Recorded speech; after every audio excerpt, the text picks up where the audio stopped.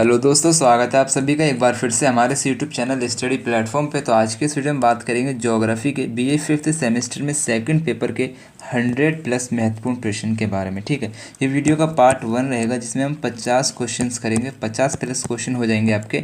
और एक पार्ट 2 और आएगा जिसमें हम 50 प्लस क्वेश्चन करेंगे, जो टोटल मिला के आपके 100 प्लस महत्वपूर्ण क्वेश्चन हो जाएंगे, जो आपके एग्जाम की दृष्टि से पर्याप्त हैं और महत्वपूर्ण क्वेश्चन है। ठीक है, देखो सबसे पहले आपके सामने एक क्वेश्चन आता है, रिमोट सेंसिंग सेलिंग नहीं, यहाँ पे सेंसिंग होगा। रिमोट सेंसिंग का अर्थ होता है, तो रिमोट सेंसिंग का अर्थ क्या होता है आपके सामने ऑप्शन है। घटना के बारे में जानकारी प्राप्त करना, सैटेलाइट का संचालन करना, युद्धपोत को चलाना, या फिर ये सभी। इसका जो राइट आंसर हो जाएगा घटना के बारे में जानकारी प्राप्त करना रिमोट सेंसिंग का अर्थ होता है। ठीक है, रिमोट सेंसिंग का उपयोग जो है भौतिक क्षेत्र में, भूगोल क्षेत्र में, पृथ्वी विज्ञान आदि क्षेत्र में किया जाता है। ठीक है, इसका राइट आंसर हो जाएगा ए, यानी कि नेक्स्ट क्वेश्चन आपसे कह रहा है रिमोट सेंसिंग को कितनी विधियों में विभाजित किया जा सकता है। रिमोट सेंसिंग को कितनी विधियों में विभाजित किया जा सकता है, आपके सामने ऑप्शन है 2 विधियों में विभाजित किया जा सकता है, 3 में, 4 में या फिर 5 में। राइट आंसर हो जाएगा 2 में। रिमोट सेंसिंग को 2 विधियों में विभाजित किया जा सकता है। कौन सी 2 विधियां आपके सामने, एक है निष्क्रिय रिमोट सेंसिंग या फिर एक होता है सक्रिय रिमोट सेंसिंग। ये 2 विधियां होती हैं। ठीक है, नेक्स्ट क्वेश्चन आपसे कह रहा है ध्रुवीय पराक्रमण करने वाले उपग्रह आमतौर पर कितनी ऊंचाई पर रखे जाते हैं। ध्रुवीय यानी कि एक पृथ्वी जो है, पृथ्वी का एक उत्तरी ध्रुव होता है, एक दक्षिणी ध्रुव। तो ध्रुवीय परिक्रमा करने वाले जो उपग्रह होते हैं, उपग्रह यानी कि सैटेलाइट होते हैं, वो आमतौर पर कितनी ऊंचाई पर रखे जाते हैं। आपके सामने ऑप्शन आ जाएगा 7 से 15 किलोमीटर, 7000 से 15000 किलोमीटर, 700 से 1500 किलोमीटर, या फिर 70 से 150 किलोमीटर। ठीक है, आपको जो राइट आंसर हो जाएगा वो हो जाएगा आपका सा, यानी कि 700 से 1500 किलोमीटर की ऊंचाई पर ध्रुवीय परिक्रमा करने वाले उपग्रह को रखा जाता है। ठीक है, नेक्स्ट क्वेश्चन आपसे कह रहा है आपका एग्ज़ाम पेपर है ना ज्योग्राफी का, सेकंड पेपर में जो आपका एग्ज़ाम पेपर आएगा वो मेरे इस नंबर पे सेंड कर दें, जो आपको नीचे नज़र आ रहा है 73009758 और लास्ट में 35। ठीक है, नीचे नज़र आ रहा होगा, इस नंबर पे आप मुझे अपना एग्जाम पेपर सेंड कर देना, जो कि आपके आंसर की मैं सॉल्व करा के आपको जल्द से जल्द वीडियो के रूप में या फिर PDF फॉर्म के रूप में प्रोवाइड करूँगा। देखो आपका जो फर्स्ट पेपर था ना ज्योग्राफी का, उसका मैंने जो आपने मुझे पेपर सेंड किया था उसका जो PDF है वो मैंने सॉल्व करके रख लिया है। बस टाइम नहीं मिल रहा है कि मैं उसको वीडियो बना के अपलोड करूं, क्योंकि एग्ज़ाम ये से लगातार आए जा रहे हैं, तो मुझे सबके लिए वीडियो बनाना बहुत मुश्किल हो रहा है। इस वजह से मैं वीडियो नहीं बना पा रहा हूँ उस सॉल्व पेपर का।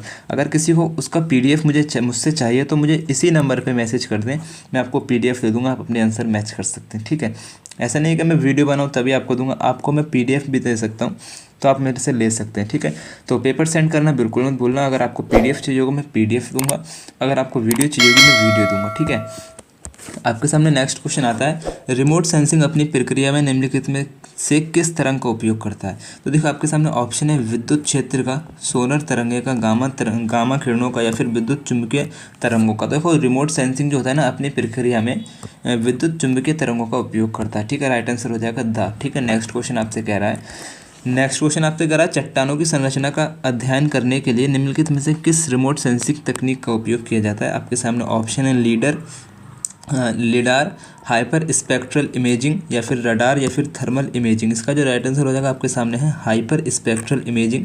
चट्टानों की संरचना का अध्ययन करने के लिए एक तकनीक होती है। ठीक है, रिमोट सेंसिंग तकनीक होती है। ठीक है, नेक्स्ट क्वेश्चन आपसे कह रहा है निम्नलिखित में से कौन सा रिमोट सेंसिंग प्लेटफॉर्म पक्षियों के प्रवासन पैटर्न की निगरानी के लिए सबसे उपयुक्त था। आपको जो राइट आंसर हो जाएगा आपके सामने है एयरबॉर्न प्लेटफॉर्म। ठीक है, नेक्स्ट क्वेश्चन आपसे कह रहा है उपग्रह में ट्रांसमीटर रिसीवर संयोजन को किस रूप में जाना जाता है। आपका जो राइट आंसर हो जाएगा ट्रांसपोंडर के रूप में उपग्रह में ट्रांसमीटर रिसीवर को संयोजन के रूप में जाना जाता है। ठीक है, नेक्स्ट क्वेश्चन आपसे कह रहा है पृथ्वी की कक्षा में लॉन्च किया गया पहला कृत्रिम उपग्रह था, कौन सा था। आपके जो ऑप्शन है ये है, आपका जो राइट आंसर हो जाएगा स्पुतनिक फर्स्ट। ठीक है, नेक्स्ट क्वेश्चन आपसे कह रहा है रिमोट सेंसिंग की शुरुआत किस सन में हुई थी। आपके जो ऑप्शन ये है, राइट आंसर हो जाएगा 1840 में रिमोट सेंसिंग की शुरुआत हुई थी। ठीक है, नेक्स्ट क्वेश्चन आपसे कह रहा है रिमोट सेंसिंग शब्द को नाम देने वाले भूगोलवेत्ता कौन थे। आपके जो ऑप्शन है ये है, इसका राइट आंसर हो जाएगा एल्विन एल प्रूइट। ठीक है, नेक्स्ट क्वेश्चन आपसे कह रहा है भारत में रिमोट सेंसिंग का जनक किसे माना जाता है। आपके जो ऑप्शन है ये है, इसका जो राइट आंसर हो जाएगा विश्रोद राम। ठीक है, नेक्स्ट क्वेश्चन आपसे कह रहा है भारत में कितने रिमोट सेंसिंग उपग्रह हैं। आपके जो ऑप्शन है ये, इसका राइट आंसर हो जाएगा 13। ठीक है, रिमोट सेंसिंग उपग्रह कितने हैं, 13। ठीक है, नेक्स्ट क्वेश्चन आपसे कह रहा है भारत में राष्ट्रीय रिमोट सेंसिंग संस्था कहाँ स्थित है। आपके जो ऑप्शन है ये है, इसका राइट आंसर हो जाएगा हैदराबाद में भारत में राष्ट्रीय रिमोट सेंसिंग संस्था है। ठीक ठीक है। नेक्स्ट क्वेश्चन आपसे कह रहा है संचार के लिए कृत्रिम उपग्रह द्वारा उपयोग किए जाने वाली तरंगें हैं, आपके जो ऑप्शन है ये हैं।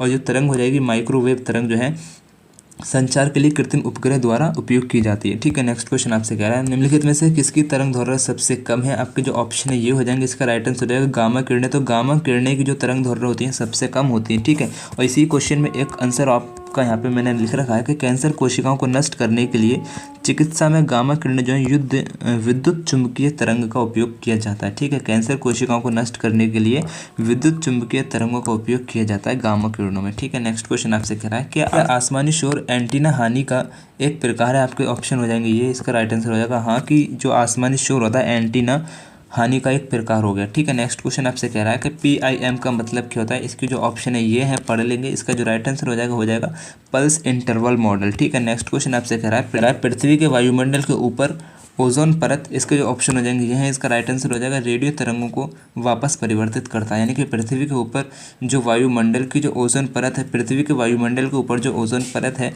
वो क्या काम करता है, रेडियो तरंगों को वापस परिवर्तित करता है। बाकी ऑप्शन आप पढ़ लेंगे। नेक्स्ट क्वेश्चन आपसे कह रहा है टेलीविजन प्रसार के लिए नियोजन आवृत्ति सामान्यता है। देखिए आपके ऑप्शन ही हो जाएंगे, बाकी आप पढ़ लेंगे। इसका राइट आंसर हो जाएगा 30 से 300 मेगाहर्ट्ज जो है टेलीविजन प्रसार के लिए नियोजित आवृत्ति सामान्यता होती है। ठीक है। नेक्स्ट क्वेश्चन आपसे कह रहा है वायुमंडल द्वारा रेडियो तरंगों का अवशोषण निर्भर करता है, किस पर निर्भर करता है, ये बाकी ऑप्शन आप पढ़ लेंगे। इसका राइट आंसर हो जाएगा उनके वेग पर निर्भर करता है।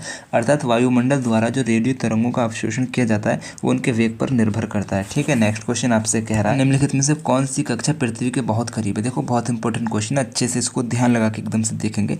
इसका जो राइट आंसर हो जाएगा, देखो सबसे पहले लियो जो होता है ना, लियो जो पृथ्वी की एक कक्षा है वो 500 से 1500 किलोमीटर के दायरे में रहती है, जिसे निम्न पृथ्वी कक्षा कहते हैं। ठीक है। एक होती है जियो जो पृथ्वी के 36 किलोमीटर के दायरे के अंदर रहते हैं, जिसे भूस्थितिक पृथ्वी कक्ष कहते हैं। ठीक है। एक होती है मियो जो 6000 से 20000 किलोमीटर के दायरे में रहती है, जिसे मध्य पृथ्वी कक्ष बोलते हैं। मध्य से समझ में आ रहा है कि बीच की कक्षा है, निम्न से समझ आ रहा है कि ये निम्न की कक्षा, और जो 36 किलोमीटर की जो कक्षा है उसे भूस्थितिक कक्षा बोलते हैं। तो आप इसका आंसर खुद से लगाने का प्रयास करेंगे। इसका आंसर हो जाएगा लियो जो कि 500 से 1500 किलोमीटर के दायरे में रहती है। बाकी बातें आपको समझ में आई होंगी, उम्मीद करता हूँ वीडियो पसंद आ रहा होगा। ठीक है। चैनल को तुरंत सब्सक्राइब कर लेना। ठीक है। नेक्स्ट क्वेश्चन आपसे कह रहा है केपलर के कितने नियम उपग्रह संचार का समर्थन करते हैं। केपलर के कितने नियम है जो उपग्रह संचार का समर्थन करते हैं, आपके ऑप्शन ये हो जाएंगे। राइट आंसर हो जाएगा 4 के केपलर के जो है 4 नियम हैं जो उपग्रह संचार का समर्थन करते हैं। ठीक है।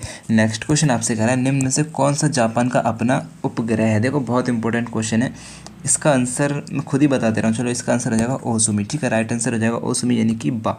नेक्स्ट क्वेश्चन आपसे कह रहा है रिमोट सेंसिंग प्लेटफॉर्म किसे कहते हैं। तो रिमोट सेंसिंग प्लेटफॉर्म किसे कहते हैं, आपके ऑप्शन है वायुयान, रॉकेट, अंतरिक्ष शटल या फिर ये सभी। इसका आंसर हो जाएगा ये सभी जो हैं रिमोट सेंसिंग प्लेटफॉर्म के अंतर्गत आते हैं। ठीक है। ये क्वेश्चन रिपीट हो गया तो इसको एक बार हम छोड़ देंगे, ये वही क्वेश्चन रिपीट हुआ जो अभी हमने ये वाला पढ़ा है।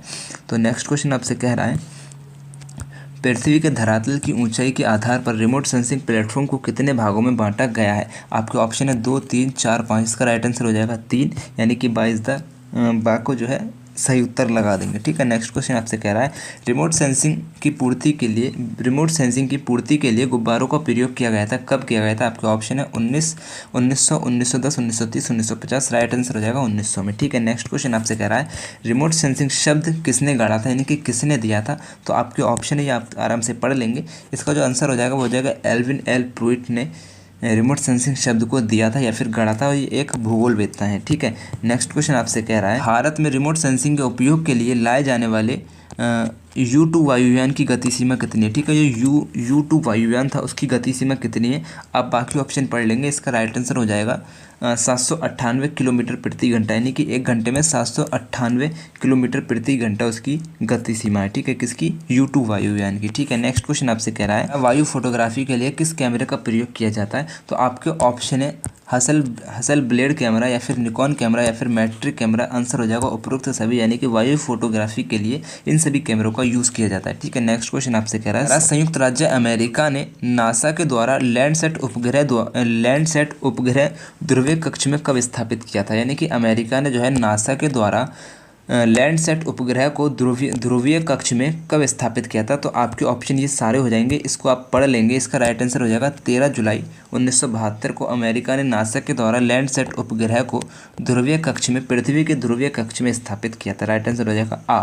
नेक्स्ट क्वेश्चन आपसे कह रहा है लैंडसैट उपग्रह जो है पृथ्वी का एक चक्कर कितने समय में लगाता है? तो आपके जो ऑप्शन हो जाएंगे ये सारे, इसको आप देख लेंगे। इसका राइट आंसर हो जाएगा 103 मिनट में पृथ्वी का एक चक्कर लगा देता है लैंडसैट उपग्रह यानी कि सैटेलाइट। नेक्स्ट क्वेश्चन आपसे कह रहा है जापान ने अपना प्रथम समुद्री अवलोकन उपग्रह मोस फर्स्ट ए कब प्रक्षेपित किया था? आपके जो ऑप्शन है आप पढ़ लेंगे। इसका राइट आंसर हो जाएगा 19 फरवरी 1987 में। ठीक है, हमारा एक व्हाट्सअप चैनल है जिसका लिंक जो है डिस्क्रिप्शन में दे रखा है, आप उसको लिंक पर क्लिक करके हमारे व्हाट्सअप चैनल से जुड़ सकते हैं। ठीक है, नेक्स्ट क्वेश्चन आपसे कह रहा है 1965 में प्रक्षेपित किया गया पहला भूस्थैतिक उपग्रह उसे कहा जाता है, क्या कहा जाता है? ये आपके ऑप्शन है ना, आप आराम से देख लेंगे। आपको जो आंसर हो जाएगा वो हो जाएगा अर्ली बर्ड कहा जाता है, जिसे इंटेलसैट फर्स्ट भी कहा जाता है। ठीक है, नेक्स्ट क्वेश्चन आपसे कह रहा है सूर्य तुल्यकालिक उपग्रह यानी कि सन सिंक्रोनस सैटेलाइट जो होती है वो किस समय भूमध्य रेखा को पार कर देती है? भूमध्य रेखा वो रेखा जो पृथ्वी के बीच में से जाती है, पृथ्वी को 2 बराबर भागों में बांटती है,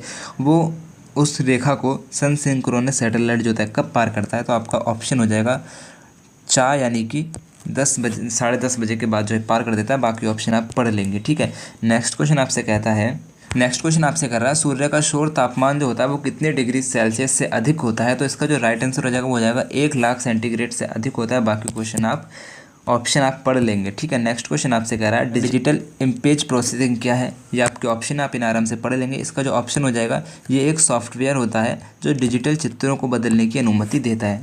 बा is the right answer. Next question आपसे कह रहा है निम्नलिखित में से कौन सी प्रक्रिया छवि वृद्धि में मदद करती है? यानी कि इनमें से वो कौन सी प्रक्रिया है जो छवि वृद्धि में मदद करती है? इसका जो पहला ऑप्शन हो जाएगा digital image processing, analogue image processing यानी कि सा, आ और बा, या फिर इनमें से कोई नहीं। इसका जो राइट आंसर हो जाएगा यानी कि सा है, यानी कि डिजिटल इमेज प्रोसेसिंग और एनालॉग इमेज प्रोसेसिंग जो होती है वो जो है छवि वृद्धि में मदद करती है। ठीक है, नेक्स्ट क्वेश्चन आपसे कह रहा है निम्नलिखित में से कौन डिजिटल इमेज प्रोसेसिंग का उदाहरण है? इनमें से कौन जो है डिजिटल इमेज प्रोसेसिंग का उदाहरण है?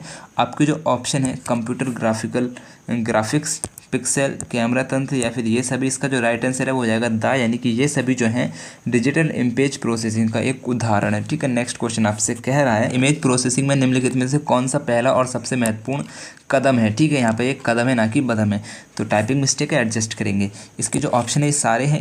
इसका जो राइट आंसर हो जाएगा छवि अधिग्रहण जो होता है इमेज प्रोसेसिंग में सबसे पहला और महत्वपूर्ण कदम होता है। ये बाकी ऑप्शन आप पढ़ लेंगे। ठीक है, नेक्स्ट क्वेश्चन आपसे कह रहा है निम्नलिखित में से कौन सा इमेज प्रोसेसिंग दृष्टिकोण सबसे तेज, सबसे सटीक और लचीला है? इसके जो ऑप्शन है ये सारे हैं, आप इन्हें पढ़ लेंगे। इसका जो राइट आंसर हो जाएगा डिजिटल। ठीक है, जो इमेज प्रोसेसिंग दृष्टि से जो सबसे तेज, सबसे सटीक और सबसे लचीला जो एक ऑप्शन हो जाएगा वो हो जाएगा डिजिटल। ठीक है, नेक्स्ट क्वेश्चन आपसे कह रहा है इमेज प्रोसेसिंग में कितने चरण शामिल हैं? इसके जो ऑप्शन है ये हैं, सारे पढ़ लेंगे। इसका जो राइट आंसर हो जाएगा 10, यानी कि 10 चरण जो है इमेज प्रोसेसिंग में शामिल होते हैं। ठीक है, नेक्स्ट क्वेश्चन आपसे कह रहा है जीपीएस उपग्रह की सामान्यतः ऊंचाई कितनी होती है? तो इसके जो ऑप्शन है बाकी आप पढ़ लेंगे। इसका जो राइट आंसर हो जाएगा कि 20,200 किलोमीटर तक की जीपीएस उपग्रह की सामान्यतः ऊंचाई होती है। ठीक है, नेक्स्ट क्वेश्चन आपसे कह रहा है कोड आधारित जीपीएस रिसीवर आमतौर पर इसके लिए उपयोग किए जाते हैं।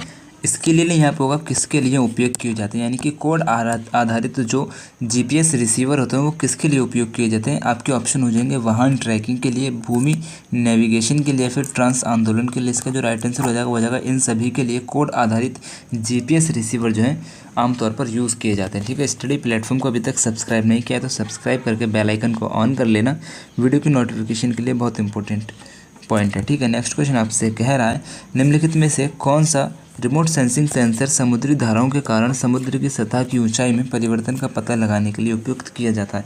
यानी कि इनमें से वो कौन सा रिमोट सेंसिंग सेंसर है जो समुद्र की धाराओं के कारण समुद्र की सतह की ऊंचाई में परिवर्तन का पता लगाने के लिए यूज़ किया जाता है? इसका राइट आंसर हो जाएगा अल्टोमीटर का यूज़ किया जाता है। ठीक है, अल्टोमीटर रिमोट सेंसिंग का यूज़ किया जाता है। ठीक है, नेक्स्ट क्वेश्चन आपसे कह रहा है किसी भूभाग की सतह के ढलान और पहलू की गणना करने के लिए निम्नलिखित में से किस GIS फंक्शन का उपयोग किया जाता है। तो वो कौन सा GIS फंक्शन है जिसका उपयोग जो है भूमि की सतह के ढलान और पहलू की गणना करने के लिए किया जाता है। आपको जो राइट आंसर हो जाएगा वो हो जाएगा भूभाग विश्लेषण, इसका इज द राइट आंसर। ठीक है, नेक्स्ट क्वेश्चन आपसे कह रहा है निम्नलिखित में से कौन सा रिमोट सेंसिंग प्लेटफॉर्म पक्षियों के प्रवासन पैटर्न की निगरानी के लिए सबसे उपयुक्त है।